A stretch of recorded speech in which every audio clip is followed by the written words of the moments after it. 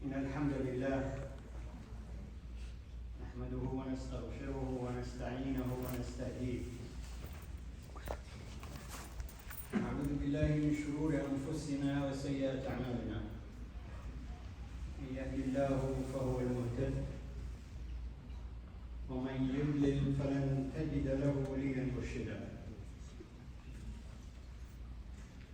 الحمد لله الواحد الأحد العزيز الجبار، الأول الآخر والظاهر الباطن، هو الحي القيوم، وهو الذي أنزل على عبده الكتاب ولم يجعل له عوجا، وهو الذي خلق الإنسان وعلمه البيان، وهو الذي علم بالقلم وعلم الإنسان ما لم يعلم. سبحانك لا علم لنا إلا ما علمتنا إنك أنت العليم الحكيم. اللهم علمنا من علمك وأعطنا من حكمتك وآتنا من لدنك رحمة وهيئ لنا من أمرنا رشدا. وأشهد أن لا إله إلا الله وحده لا شريك له، وأشهد أن محمدًا عبده ورسوله وصفيه وخليله، أدى الأمانة وبلغ الرسالة ونصح للأمة فكشف الله به الغمة، وتركنا على المحجة البيضاء ليلها كنهارها ولا يزيغ عنها إلا هالك.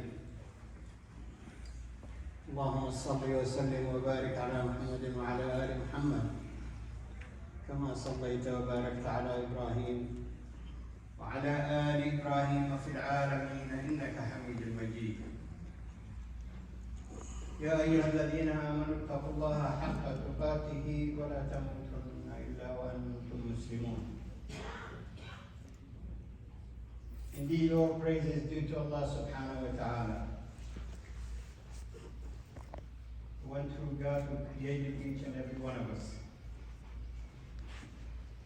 He's the first, He's the last. He's the one who we are indebted to everything that you and I have. I bear witness that there is no deity worthy of worship except that one true God, Allah subhanahu wa ta'ala. And that Muhammad sallallahu alayhi wa sallam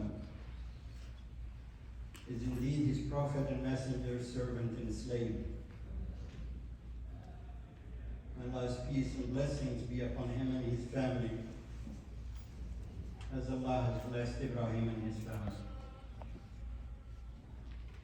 My dear beloved brothers and sisters, I want to remind myself and each and every one of us that the most important thing that you and I can accomplish in this transitional life is to become people of taqwa.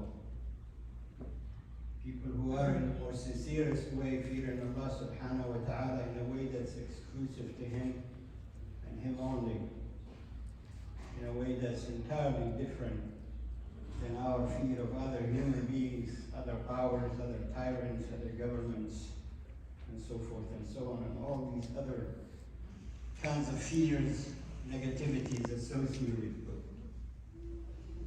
All of those fears we run away from. Fear of Allah subhanahu wa ta'ala compels us to run towards Him for safety and security and refuge. لا ملجأ من الله إلا إليه. If we become those kind of people, we succeed in this life and we succeed in the hereafter. And Allah subhanahu wa ta'ala make us those people, inshallah. Today, inshallah, I want to talk about something that is essential to this deen, and one may say it's one of the main pillars of this deen. It is, as you and I know, we are an ummah al-sidq wal-amana. That's what we are. whether we understand ourselves as such or not. As a nation prepared by the tarbiyah of Rasulullah alayhi salatu wasalam, who was abiding by the message that was descended upon him from Allah subhanahu wa ta'ala. That made the Prophet alayhi salatu wasalam as-sadiq al-amin, which is why I say this ummah is ummah as-sidq wal-aman. He was the truth teller and the trustworthy. The truth teller and the trustworthy. Let's let for a second what I just say sink in, so it would not go over our heads. Because this is not the first time we're hearing this. All our lives we knew this was the case. No one in this room, in this masjid, is 1,444 years old. None of us are. So in other words, since your birth, however old you are, you have been hearing, if you were a Muslim, that Rasulullah alayhi salatu wasalam's nickname people knew him by was as-sadiq al-amin. But when you look at it, how it reflects on us, and this is where it gets a little difficult, because we like to talk about this deed as message or nasiha to others before it is to ourselves, which is the mistake we make, which is why the ummah looks the way it does, which is why if you break it down to any particular country, we are even worse. Because we drifted away from telling the truth. Telling the truth. Speaking the truth. So you'll be worthy of the trust that they might hand you, either as a responsible officer, a minister, a president, an imam, a sheikh, a scholar. SubhanAllah. That's when it gets really very sensitive. We watch situations, we don't say anything. And those are the best among us. The best, comparatively speaking. The best are those who are speaking the truth. But the ones that are struggling, they take the lower aspect of Iman, which is hated in your heart, and don't say anything. And if everybody took that lower aspect of Iman, who will correct anything?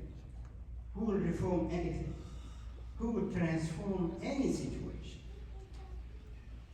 It's easier to take it that way, just to look at situations and just say, I'm not going to say anything. I'm going to let the others speak about it.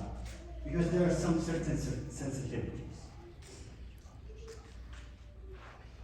If you are watching the news, just the last 2-3 days, if you were watching news of overseas, you would have came across the story of an 84-year-old girl who's being arrested and put in jail for she was a young woman, we don't know her age, but she was in prison for 34 years.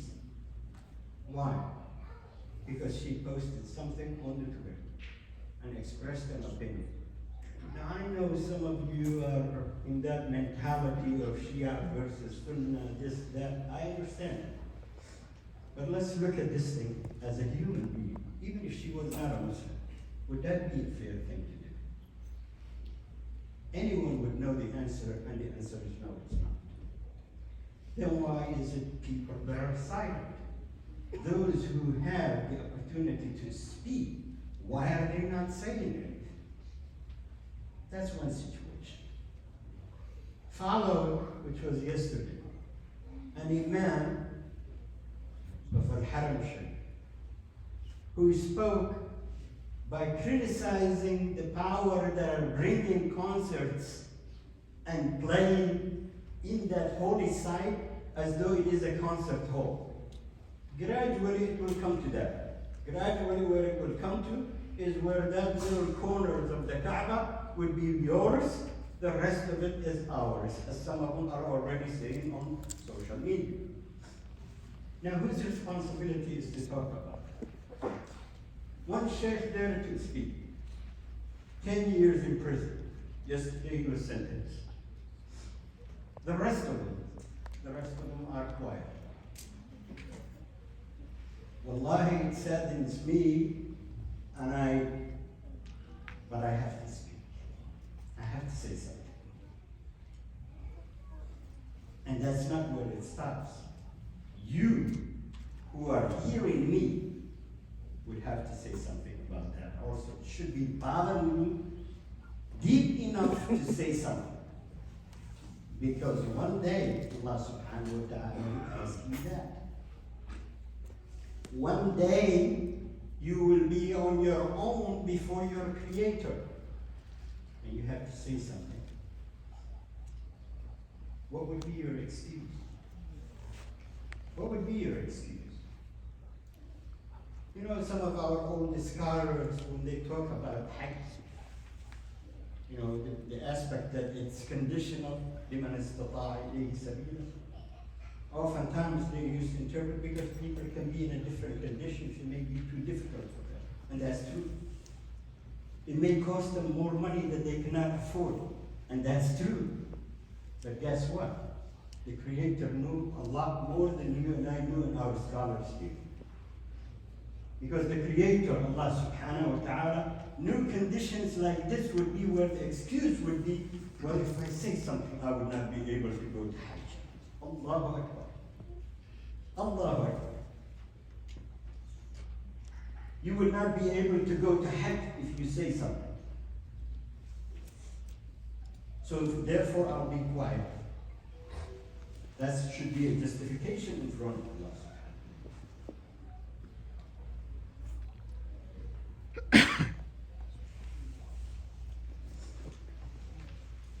There is a saying you must have heard. Some people confuse it to be a hadith, but it's not. But it's the words of wisdom. It says, الصدق أمانة والكذب خيانة. Truth, okay, is something that's equivalent to trustworthiness. When a person is truthful, talks about the situation. And those who are liars are equivalent to cheating, deceiving people. Because the whole purpose of lying is to tell the opposite of what the truth is. Whether we're talking about in this country, just today, the affidavit is released, and all of you are aware of what I'm talking about. You know, what we're talking about overseas, whether we're talking about Muslims and non-Muslims. Truth telling is in short supply. Very simple, and this deen is based on that. Allah subhanahu wa ta'ala describes that as one of his characteristics. قُلْ صَدَقَ اللَّهُ.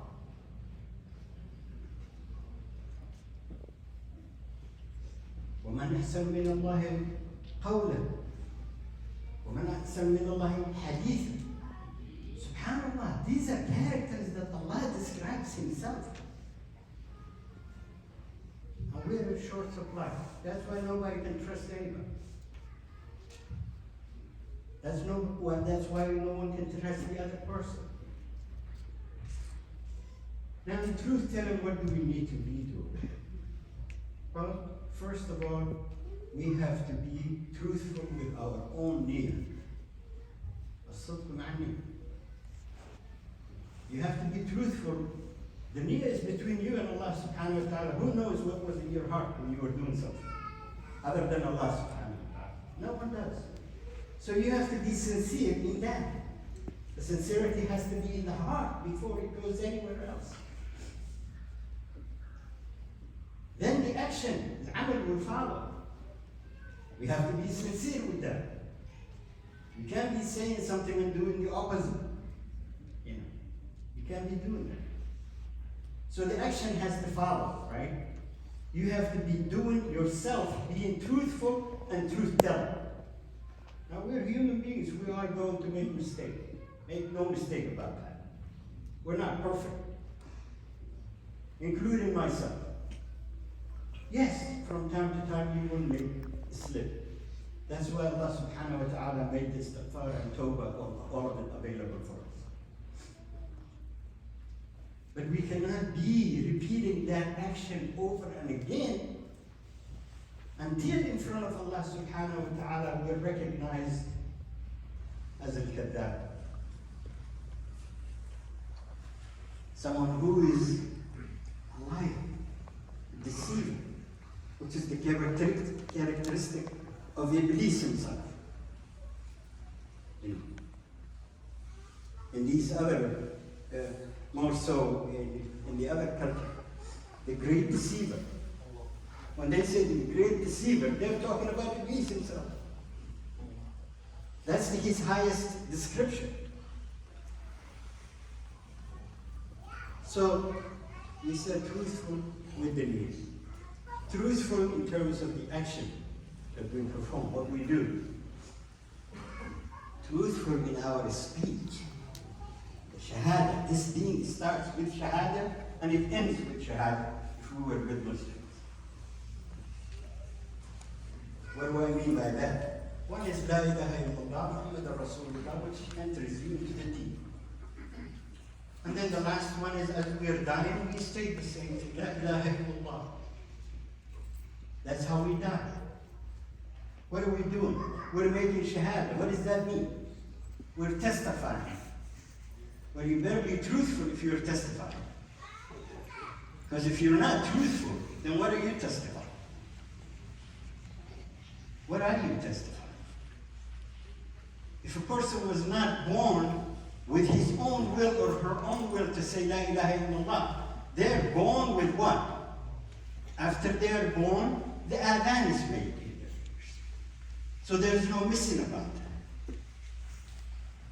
The shahada starts our lives, ends our lives.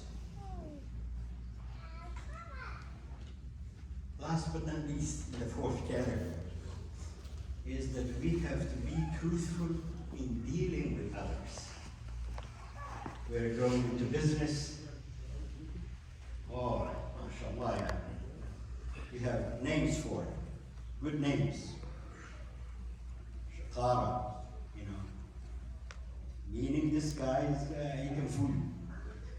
He can make you buy stuff and pay for it much more than it's worth in the market.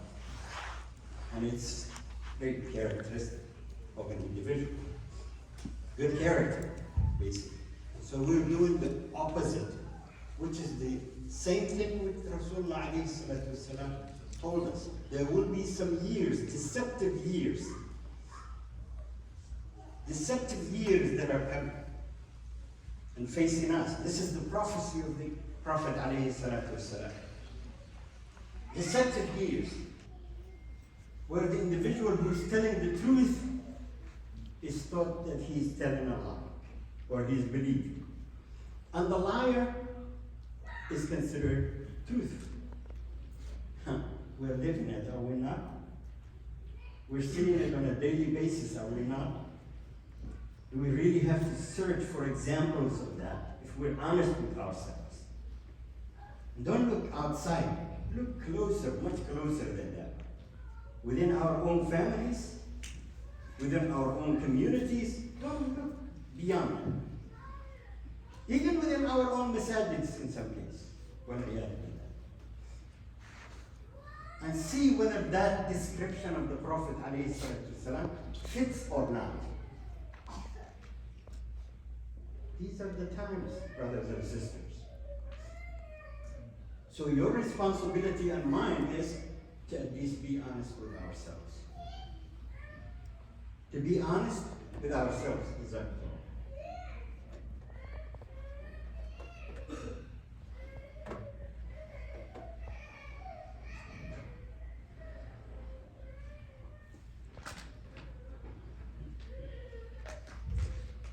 So we have to be honest with ourselves. sometimes even when it looks like on the surface that it would cost us something. We all know about Ghazwat Tabuk, and Prophet ﷺ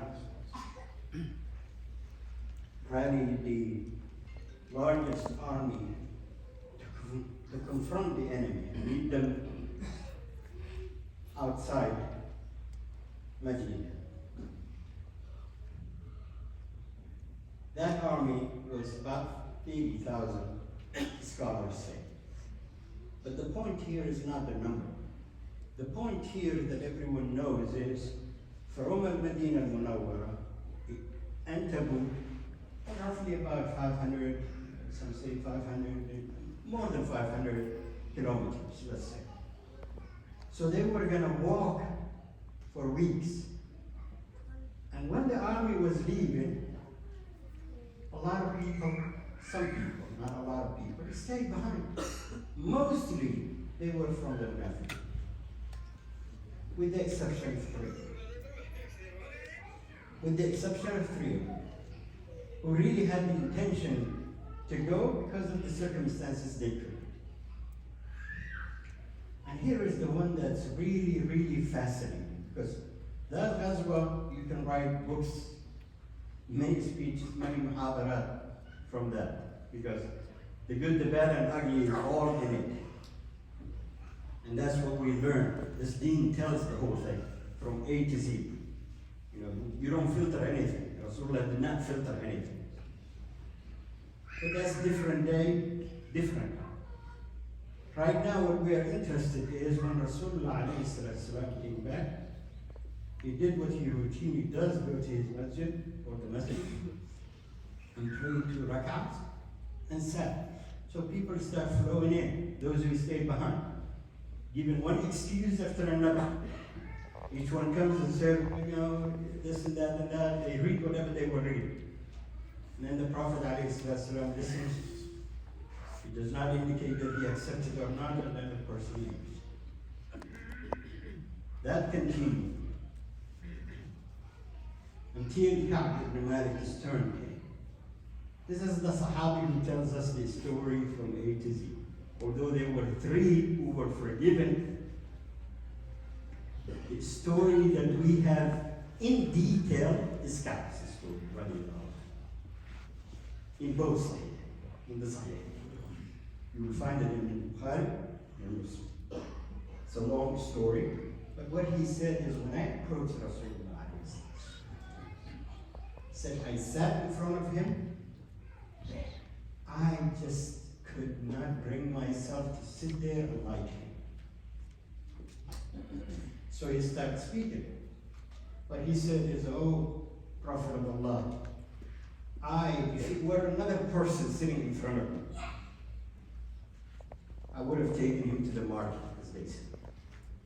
I would have told him one story or the other, persuaded him, and taken him and sold him to somebody else if I wanted to. In other words, what he was saying is, I have the capacity to speak to save myself out of any situation. He was a poet, well-versed, brilliant in debates. So he said, I could bail myself out easily. But sitting in front of you, I just could not bring myself there. So he said, it was time of harvest. He was a businessman on the side, well known among his community, one of their leaders of their Ansar. Rich man, wealthy man, well fit. So he had no excuse. So when he confronts with the Prophet ﷺ, he says, I had no excuse. All of these were there for me. I had the horse, I had the sword, I had the money, I had the health, no excuse. He said, but the only thing I did was, I wanted to get the harvest out, bring it to the market, sell it quickly because the trip is going to be long for weeks, and then you can catch up with them the next day, before they reach their destination. So he missed the first day, the second day, and third day, Shaitan controls the situation. It's too long, you cannot go, the army has already reached there, so you might as well stay with your family. And he said, that's exactly what I did. Rasulullah looks at him, he said, Amma hada fasadaqa. Faqad sadaqa. As for this one, he's talking about Ka'b, radiallahu anhu, he told the truth. What does that tell you? What's in between the lines? Remember I told you, once he came to the masjid, everybody was coming, telling their stories, excuses, in other words, leaving. The Prophet ﷺ did not say anything.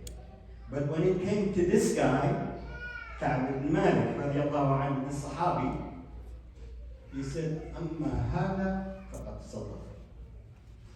Oh, as far as this one is concerned, he told the truth.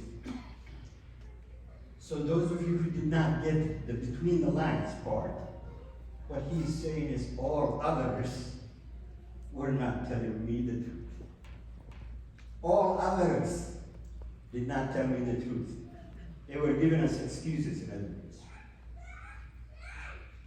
So, in the sabab al-nuzul of the ayah that we know, يا أيها الذين آمنوا اتقوا الله وكونوا مع الصادقين, that was the inspiration that Allah subhanahu wa ta'ala gave to people that ayah, and the honor, although the three of them has, but the story in the seerah in such details that we have is Ka'b's story, as we said. You cannot leave him out of it. All three of them were forgiven by Allah subhanahu wa ta'ala, no doubt about that. All three of them were good people, no question about that. But here we are talking about one man who sat in front of the Prophet ﷺ, and his story is well documented from A to Z. Did not add one single lie, one single excuse, as they say. That's how important it is. So for you and me, wallahi, if we don't change our ways to at least push ourselves to be honest one time, when you see the wrongs, talk about it. Don't make justification for somebody who's the dhalim and you own part of what he has done. Speak the truth. If you know a person is going to go into business with somebody else and you know that this guy is a cheat, you don't think you have a responsibility to say something about it if you're asked? You better say something. Otherwise, you carry that responsibility. Somebody's getting married to somebody else. And you know that this guy is a loser. Beats up, women and drinks or doing all kinds of things. And you know that. Whether he's your cousin or your son or your daughter or, your brother or anybody else. You better tell the truth. Otherwise, you're responsible. That's how important it is. أقول قولي هذا واستغفر الله لي ولكم فاستغفروه.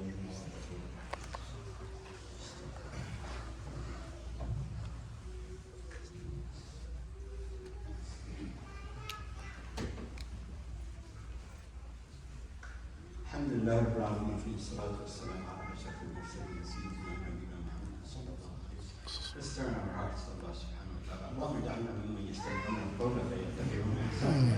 اللهم أرنا الحق حقا وارزقنا اتباعه وأرنا الباطل باطلا وارزقنا اجتنابه. اللهم اغفر لنا ولوالدينا، اللهم اغفر لنا ولوالدينا، اللهم اغفر لنا ولوالدينا، اللهم اغفر للمسلمين والمسلمات والمؤمنين والمؤمنات والأموات إنك قريب سميع مجيب الدعوات يا رب العالمين. وعليكم الصلاة. الله أكبر الله.